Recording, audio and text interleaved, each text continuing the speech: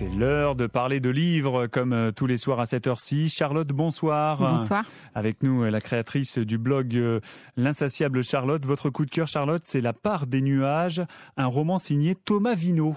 Tout à fait. Thomas Vino qui nous invite à suivre Joseph, 37 ans. Le portrait est pas très glorieux au début, en plein divorce, un boulot qui l'ennuie, et puis englué dans un quotidien qu'on connaît tous, une sorte de lassitude du jour après l'autre sans bien savoir pourquoi on avance. Et puis son seul bonheur, c'est son fils Noé. Mais joie du divorce, Noé doit partir une semaine en vacances chez sa maman. Et là, Joseph s'arrête. Il ne sait plus pourquoi il doit se lever le matin. Et il va décider de prendre cette semaine pour justement retrouver le goût d'avancer et le goût des rêves. Et c'est là où réside le talent de Thomas Vino, c'est que certains auteurs nous emmèneraient à Compostelle ou au fin fond du monde pour trouver la foi. Thomas Vino, il nous emmène au bout du jardin de Joseph, dans une cabane qu'il a construite avec son fils, perché dans un arbre.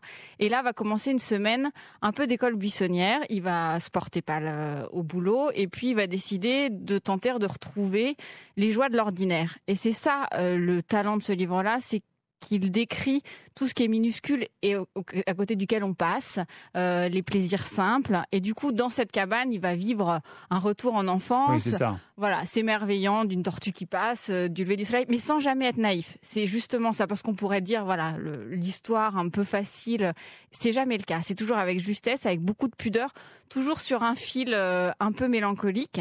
Et donc, il va vivre la moitié de la semaine dans cette cabane, puis à un moment, il va bien falloir qu'il sorte, et il va retourner dans le monde extérieur, mais avec un regard différent, un regard que rien n'a encore blasé, et du coup il va y avoir des rencontres assez savoureuses avec un marginal, comme on dit notamment, mais avec une sorte d'innocence, et c'est vraiment une invitation à lever la tête, à regarder les nuages. Et dans ce livre-là, La part des nuages, c'est vraiment, on regarde les nuages et on tente d'y trouver un dragon, une princesse, et c'est vraiment cette part d'enfance toute douce, toute tendre. C'est un livre qui se lit un peu par petites touches, qu'on devrait garder à côté de nous d'ailleurs pour les jours où on a un coup de mou, où on est un peu chafouin. Exactement. Ce sont des choses qui arrivent quand on n'écoute pas France Bleu Maine comme ça.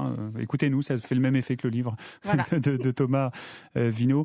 C'est un conte pour le classer, c'est assez difficile. C'est ce que je disais en introduction. C'est une écriture, c'est des petites phrases, ouais. Mais par contre c'est toujours d'une justesse assez surprenante. C'est-à-dire que les sentiments qu'on peut nous éprouver et qu'on ne sait pas nommer, lui il y arrive en quelques lignes, et voilà, c'est vraiment inclassable, mais c'est très simple d'accès. Il ne faut pas croire c'est que pas de la grande littérature, c'est pas de la poésie complètement lyrique. C'est vraiment la justesse des mots. C'est un tendre moment. Et puis donc on a bien compris qu'on retrouve notre âme d'enfant en lisant ce livre. Oui, c'est le réenchantement du quotidien, exactement. Par les temps qui courent, La part des anges, votre coup de cœur, Charlotte, de Thomas Vino. Merci Charlotte. Merci.